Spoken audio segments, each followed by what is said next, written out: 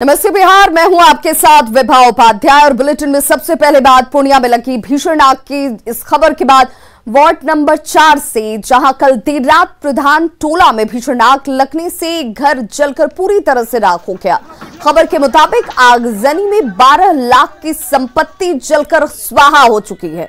सूचना मिलने के बाद मौके पर पहुंची दमकल की 3 गाड़ियों ने आग पर काफी मशक्कत के बाद काबू पाया। एक्सक्लूसिव तस्वीरें आपके टीवी स्क्रीन पर किस तरीके से ये भयावह आग लगी और देखते ही देखते 3 घरों को इसने अपनी चपेट में ले लिया। घर के मालिक के अनुसार आग कैसे लगी इसका अब तक खुलासा नहीं हुआ है। आशंका ये जरूर जाहिर की जा रही है कि एक छोटी सी चिंगारी की वजह से ये आग ने भयावह रूप धारण कर लिया।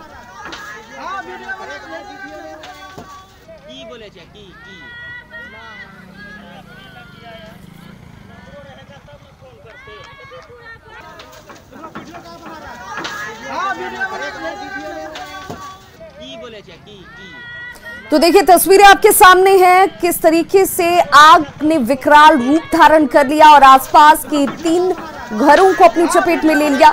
बताया जा रहा है कि काफी नुकसान हुआ है। दमकल की 3 गाड़ियों ने काफी मशक्कत के बाद आग पर काबू पाया। 12 लाख से ज्यादा की संपत्ति के नुकसान की आशंका जाहिर की जा रही है।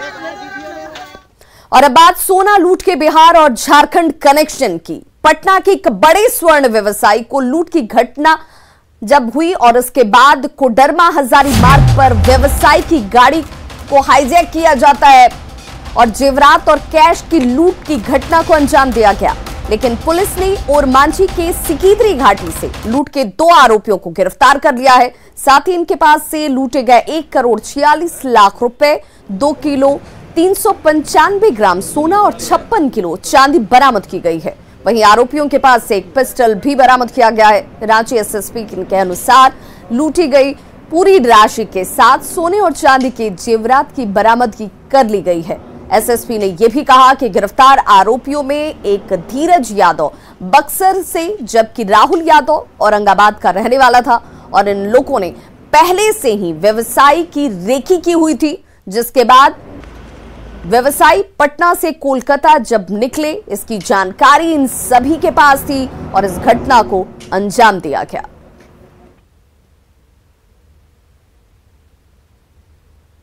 तो देखिए जो तस्वीरों में आपको नजर आ रहे हैं जिनके चेहरे को ढका गया है, ये दोनों ही शख्स इस पूरे लूटकांड के पीछे शामिल थे। लूट के 1,46,00,000 रुपए की बरामदगी हालांकि कर ली गई है। साथ ही 2 किलो 395 ग्राम सोना भी बरामद किया गया है।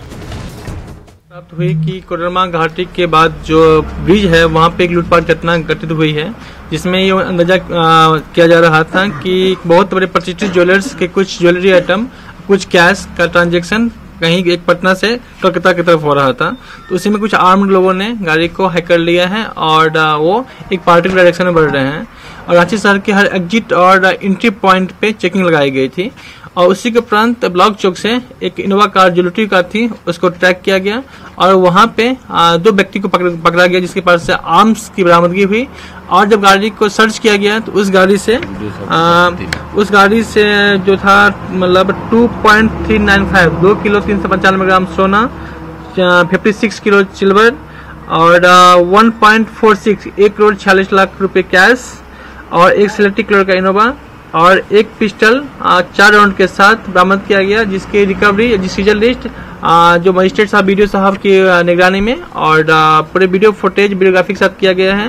कह सकते हैं कि बहुत बड़ी घटना जो कि घट गई थी और इस तरह मतलब एक अचानक और सडन पुलिस के अप्रोच से पुलिसिंग से एक बहुत बड़ी कांड जो घटित हो चुकी थी, बहुत ही इमीडिएट वे से पुलिस ने एक्शन करते हुए पूरे मामले का पर्दाफाश कर दिया है। लूट की पूर्ण राशि जितने भी उसके ज्वेलरीज थे सिल्वर और गोल्ड, इसकी रिकवरी हो गई है। 2 लोगों की अरेस्टिंग हुई है और कुछ लोगों की अरेस्टिंग के प्रयास हम लोग कर रहे हैं। मैं उम्मीद करता हूं जल्दी उसकी अरेस्टिंग हो जाएगी। पूर्णिया के साथ किशनगंज में भी आग का कहर देखने को मिला है, जहां कल देर रात जीरनगाछ पंचायत में राशन दुकान में भीषण आग लगने से लाखों की संपत्ति जलकर खाक हो गई। आग कैसे लगी इसका खुलासा हालांकि अब तक नहीं हो पाया है।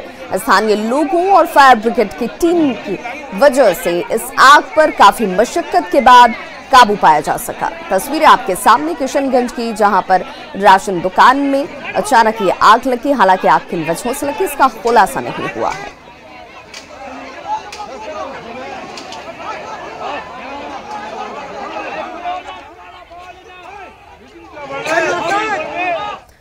खबर मुंगेर जिले के तारापुर अनुमंडल से, जहां पर तारापुर बाजार में दवा की दुकान में खुलेआम नशीली और प्रतिबंधित दवाएं बेची जा रही हैं। पुलिस की टीम ने धर्मराज मेडिकल शॉप पर दबिश दी, जहां से भारी मात्रा में कोरेक्स सिरप समेत नशीली दवाओं को बरामद किया गया है। धर्मराज मेडिकल के गोदाम में भी छापे की कार्रवाई की गई, जहां से 12 कार्टन कोरेक्स सिरप समेत कई प्रकार के प्रतिबंधित इंजेक्शंस और एक्सपायरी दवाओं को बरामद किया गया है। पुलिस ने दोनों ही लोगों को गिरफ्तार कर लिया है। इस कार्रवाई में ड्रग इंस्पेक्टर भी शामिल रहे। चल रहा है कार्रवाई। बेसिकली कोडीन कंटेनिंग दवाई डायलेक्स डीसी और कॉस्मोस सिरप, इसके बाद नाइट्राजिपाम का ब्रांड नेम है निकजा केयर 10। सॉरी, ये बेसिकली अभी नज़र में आया है, भारी मात्रा में है। ये सारी नशीली दवाइयाँ, नींद लाने वाली और नशीली दवाइयाँ हैं। और बिहार के सियासत की बड़ी खबर, जी हां, शाम 6 बजे जेटीयू की टी पार्टी होने वाली है। सीएम नीतीश कुमार ये टी पार्टी देंगे और चाय पर सभी विधायक और एमएलसी मौजूद रहने वाले हैं। बिहार की सियासत की ये बड़ी खबर, जिसमें आज शाम 6 बजे जेटीयू की तरफ से टी पार्टी आयोजित की गई है।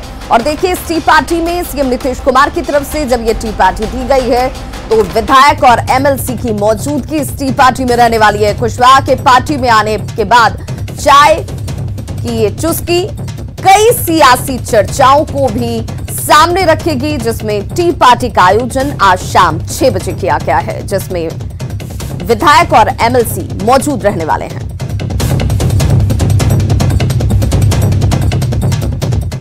तो इससे पहले कल 8 साल बाद एक बार फिर से नीतीश कुमार और उपेंद्र कुशवाहा एक साथ आ गए। पटना में एक कार्यक्रम में नीतीश की मौजूदगी में उपेंद्र कुशवाहा की पार्टी का जेटीयू में विलय हुआ। दोनों ने पुरानी दोस्ती का जिक्र किया और उपेंद्र कुशवाहा ने जनता के आदेश के पालन की दुहाई दी, तो नीतीश ने भी पुराने रिश्तों का जिक्र किया। कुछ भी, कोई बिना कंडीशन इस घर में मैंने फिर से नीतीश जी के नेतृत्व में सेवा करने का फैसला लिया है और कोई आदमी मेरा पार्टी के शिकार न हो। उपेंद्र कुशवाहा ने अपने राजनीतिक जीवन में बहुत उतार चढ़ाव देखा है। अब आगे जो कुछ भी उतार चढ़ाव देखना है तो आदरणीय नेता नीतीश कुमार भाई उपेंद्र कुशवाहा जी को तत्काल प्रभाव से, मतलब जस्ट अभी से, इमीडिएटली तत्काल प्रभाव से, ऐसा नहीं कि 14 तारीख के बाद से, आज ही से और अभी से ये जनता दल यू के राष्ट्रीय संसदीय बोर्ड के अध्यक्ष रहेंगे।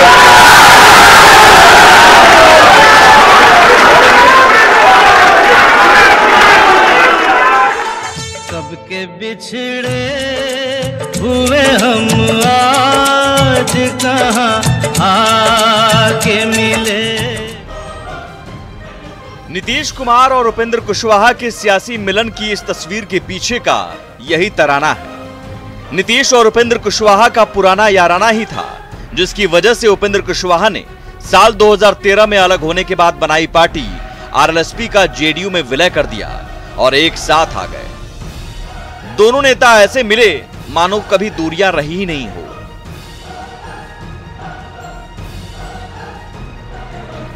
दोनों नेताओं ने एक दूसरे की तारीफ में खूब कसीदे पढ़े और साथ रहने का संकल्प लिया।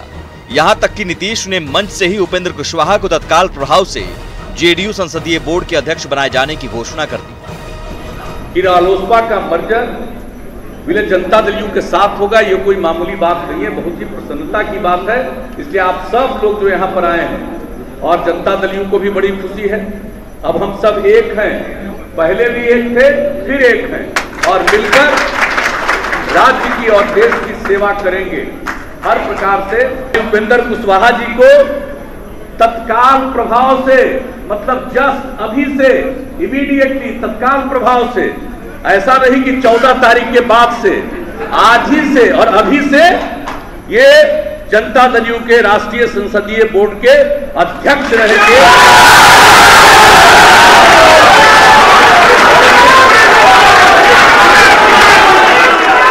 पूरी जमात आज से जो लोग भी हमारे साथ बिहार भर में थे, तमाम पूरी जमात बिना कहे हुए आज से राष्ट्रीय लोक समता पार्टी का एक साथी जनता दल यूनाइटेड का हो गया।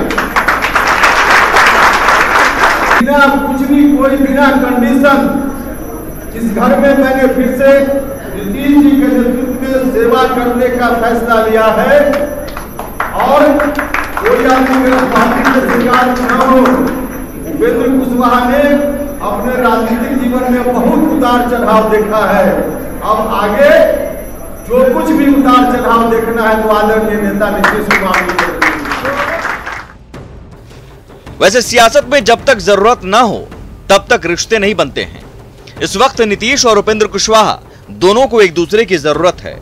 जेडीयू जहां 2020 चुनाव में 43 सीटों के साथ तीसरे नंबर की पार्टी बन गई, तो उपेंद्र कुशवाहा की पार्टी 0 पर सिमट गई।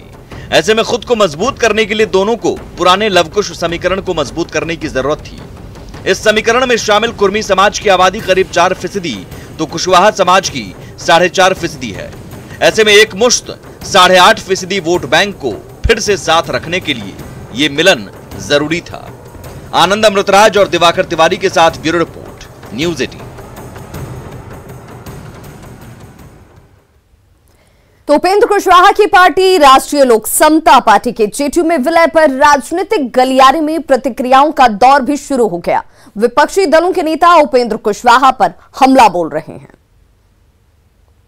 संसदीय बोर्ड का अध्यक्ष क्यों उनको बनाया गया ये तो जदयू जाने, लेकिन हम ये जानते हैं कि किसी बोर्ड के अध्यक्ष के रूप में उनको पहले संतुष्ट करना है तो नीतीश कुमार जी अपना कुर्सी उनको दे देंगे, तभी वो संतुष्ट होंगे। उनको बिहार का मुख्यमंत्री पद चाहिए, जो कोई भी उनको नहीं दे सकता है। पता नहीं कुशवाहा समाज जो है, ये जो मिलन हुआ है उसको किस ढंग से देखता है, क्योंकि पहली दफा नहीं है।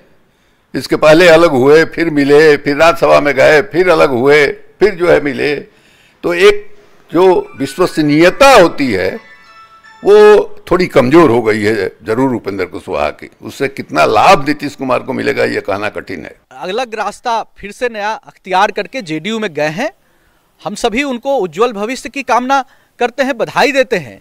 लेकिन दुर्भाग्यपूर्ण यह है कि जिस तरीके से राजद के लोग यादव समाज के नेताओं को, कुशवाहा समाज के नेताओं पर लांछन लगा रहे हैं, उनको अपमानित करने का काम कर रहे हैं, तो यह बहुत ही दुर्भाग्यपूर्ण है। राष्ट्रीय लोक समता पार्टी के जनता दल यूनाइटेड में विलय होने का हम स्वागत करते हैं। निसंदेह उपेंद्र कुशवाहा जी देश के एक बड़े नेता हैं और उन्होंने एक चीज स्पष्ट तरीके से कहा है कि बिहार का विकास, देश के विकास के लिए नीतीश कुमार जी का नेतृत्व ज्यादा जरूरी है।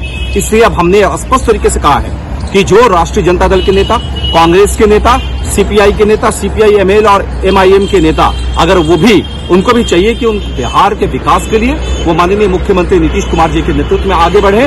हम सब मिलकर के बिहार का विकास करें। सीएम नीतीश कुमार ने विधानसभा में अपने गुस्से को लेकर मीडिया कर्मियों को जवाब दिया। सीएम ने कहा कि उन्हें गुस्सा नहीं आता है, ना ही वो किसी के खिलाफ हैं। नियम जान ही रहे, बैठिए, दूर बैठ ही रहे सर, लेकिन नियम जानिए। हम कभी कभी कोई बात कर देते हैं, हम किसी पर गुस्सा नहीं करते। हम गुस्सा नहीं करते। 8 मार्च की ये तस्वीर पूरे देश ने देखी। मुख्यमंत्री नीतीश कुमार की आवाज भी सबने सुनी। कहा जाने लगा मुख्यमंत्री बात बात में गुस्सा जाते हैं। उपेंद्र कुशवाहा के जेडीयू में शामिल होने के मौके पर सीएम ने उस वाकये की सच्चाई बताई। हाउस में कभी कभी देखते हैं कि कोई क्वेश्चन पूछा, अब जो क्वेश्चन पूछा उसका अधिकार है पहला क्वेश्चन पूछने वाले का, तो हम समझाने में कह दिए कि अरे भाई नियम कहता है पहले उनको पूछने दीजिए, और एक ही पार्टी के लोग। और दूसरा को हमने समझा दिया, नहीं रहता कुछ पर कहा अरे भैया बात समझिए, कह दिया कि हम नाराज। उनका कितना नाराज होंगे भाई, तो समझा रहे हैं, समझना है तो अच्छा है, फायदे में है। अब मेरी बात नहीं मानोगे, मत मानो भाई। मुख्यमंत्री ने बताया कि जब कोई नियमों की अनदेखी करता है तो उसे समझाने के लिए जोर से बोल देते हैं और लोग उसे गुस्सा समझ लेते हैं। और एक बात हम कहेंगे भाई, हम कभी कभी कोई बात कह देते हैं, हम किसी पर गुस्सा नहीं करते, हम गुस्सा नहीं करते हैं। आप लोग भ्रम मत होइए कि हम जोर से बोलते, हम गुस्सा करके नहीं बोलते, समझाने के लिए बोलते हैं। आरएलएसपी के जेडीयू में विलय के मौके पर जॉली मूड में दिख रहे नीतीश कुमार ने आम लोगों को भी सोशल मीडिया पर निगेटिव की जगह पॉजिटिव बात लिखने की सलाह दी। साथ में मीडिया से अपनी अच्छी बॉन्डिंग भी दिखा दी। लेकिन हम तो आप लोगों से विनम्र प्रार्थना यही करेंगे कि भाई हम पर भी थोड़ा ख्याल रखिए। हमारा कोई व्यक्तिगत स्वार्थ नहीं है। सिर्फ बिहार ही नहीं, पूरा देश जानता है कि नीतीश कुमार बेवजह कुछ भी नहीं बोलते। जो भी बोलते हैं नाप तौल के बोलते हैं। ऐसे में कहीं उनकी आवाज ऊंची हो जाती है तो लोग गुस्सा समझ लेते हैं, लेकिन वो गुस्सा ना होकर समझाने का तरीका होता है, जिसे सीएम ने आज साफ कर दिया। न्यूज़ 18 के लिए पटना से आनंद अमृतराज के साथ ब्यूरो रिपोर्ट। और इस वक्त बड़ी खबर किशनगंज से आ रही है, जहां एक ही परिवार के 5 लोगों की मौत हो गई। आग से जलने की वजह से सभी की मौत हुई है। एक ही परिवार के 5 लोगों की मौत हुई है किशनगंज से। ये बड़ी खबर, जहां पर आग लगने की वजह से 5 लोगों की जान गई। मृतकों में 4 बच्चे शामिल बताए जा रहे हैं। आग लगने से पास के 4 घर भी जल गए हैं, जो जानकारी इस वक्त सामने आती हुई। किशनगंज थाना क्षेत्र के सलाम कॉलोनी में ये दर्दनाक हादसा हुआ है। तो बड़ी खबर किशनगंज से, जहां एक ही परिवार के 5 लोगों की दर्दनाक मौत आग की वजह से हुई है। बताया जा रहा है कि इस अगलगी में 5 लोगों में 4 बच्चों की जलने की वजह से जान गई और आग ने आसपास के 4 घरों को भी अपनी चपेट में ले लिया। और सहयोगी आशीष हमारे साथ इस वक्त ज्यादा जानकारी के साथ जुड़ गए। आशीष, क्या जानकारी मिल रही है, किन वजहों से ये आग लगी?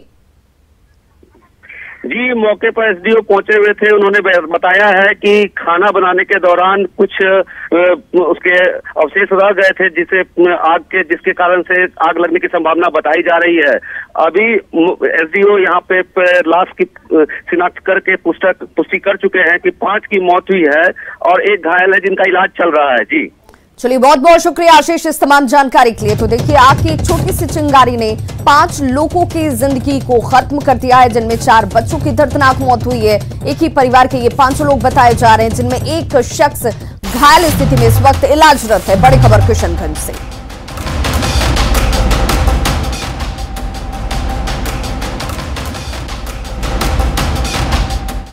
और शराबबंदी को लेकर सरकार ने आज सर्वदलीय बैठक बुलाई हुई है। विधानसभा अध्यक्ष विजय सिन्हा ने बैठक के लिए सुबह 10 बजे का समय तय किया हुआ है और इस बैठक में शराबबंदी को लेकर महत्वपूर्ण चर्चा की जानी है। नेता प्रतिपक्ष तेजस्वी यादव ने बुधवार को सदन में शराबबंदी का मुद्दा उठाया और मंत्री रामसूरत राय पर गंभीर आरोप लगाते हुए मामले पर चर्चा की मांग की।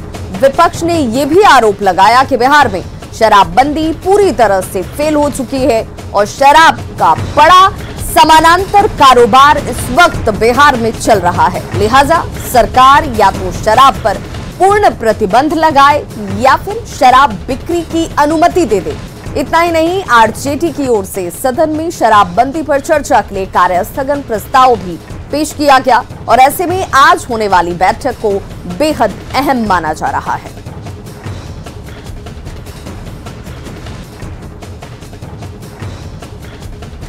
पशुपालन और मत्स्य संसाधन मंत्री मुकेश सहनी ने राज्यपाल से मुलाकात की। सहनी ने कहा कि वो निषाद जाति को आरक्षण दिलाने के लिए राज्यपाल से मिलने के लिए पहुंचे हुए थे।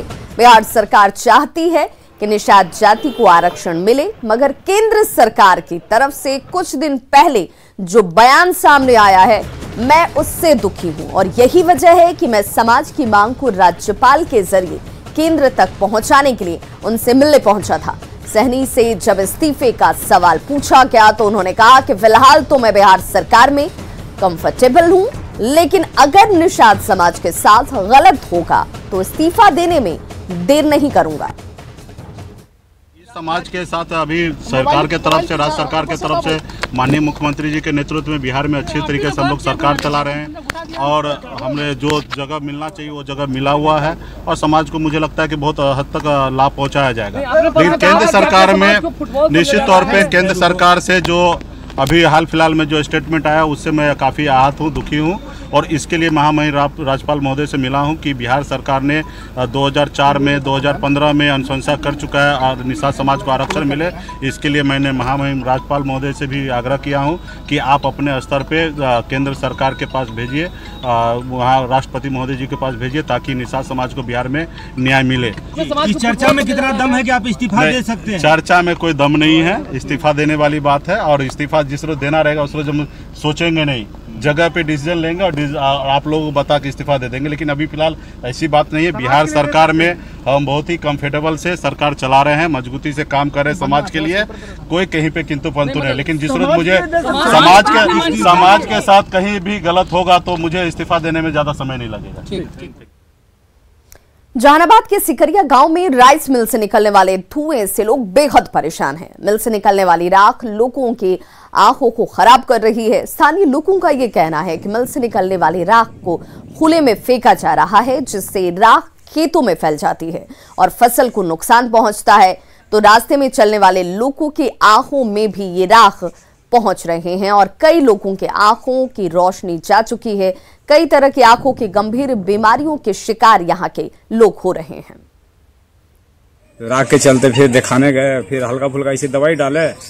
उसके बाद में पटना वो भैया हैं, अपना भाई थे, तो लिया के चल गए पटना। तो बोले कि तो वो थी से हो गया, अब दिक्कत हो गया, तुमको रोशनी नहीं आएगा 90%। तो पहले तो बोले कि आपको माने 90% निकालना पड़ेगा, लेकिन फिर भी अभी आश्वासन दिया, अभी इलाज मेरा चल रहा है। बात करने पर उनसे हमने तो कई मतलब उनसे बात किया, रिक्वेस्ट किया, आग्रह किया, इसको आप ठीक ठाक करें। चारों तरफ गांव के जो आप जो है या दूसरे पंचायत में भी रोड के किनारे जहाँ सरकारी गड्ढा है उसमें आप जो है जाके राख गिरा रहे हैं।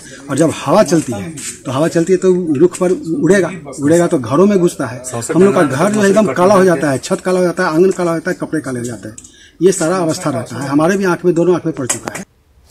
पूर्व डीजीपी अभयानंद किसानों को स्वस्थ रहने और ऑर्गेनिक खेती के फायदे बता रहे हैं। उनका साथ दे रही हैं उनकी बेटी ऋचा रंजन, जिन्होंने IIT खड़गपुर से पढ़ाई की है और 11 साल तक अमेरिका और इंग्लैंड में मल्टीनेशनल कंपनी में बड़े पद पर काम किया है। दोनों नरकटियागंज के साठी में किसान संवाद में पहुंचे हुए थे और इसी दौरान उन्हें कहा कि जब तक लोग खाने पीने के तौर तरीकों को ठीक नहीं करेंगे तब तक सेहत में सुधार संभव नहीं हुए। कीटनाशक और केमिकल युक्त खाना खाकर लोग बीमार हो रहे हैं। अभयानंद कभी बेतिया के SP थे और अपराधियों पर नकेल कसे हुए थे। जब उसी बेतिया में वे किसानों को स्वस्थ रहने के टिप्स देने पहुंचे तो लोगों ने उनका जोरदार स्वागत किया। गया में CRPF स्थापना दिवस के मौके पर बैंड डिस्प्ले का आयोजन किया गया। 82वें स्थापना दिवस के मौके पर गांधी मैदान में धूमधाम से इसे मनाया गया। इस मौके पर राष्ट्रगीत के धुन ने सबका मन मोह लिया।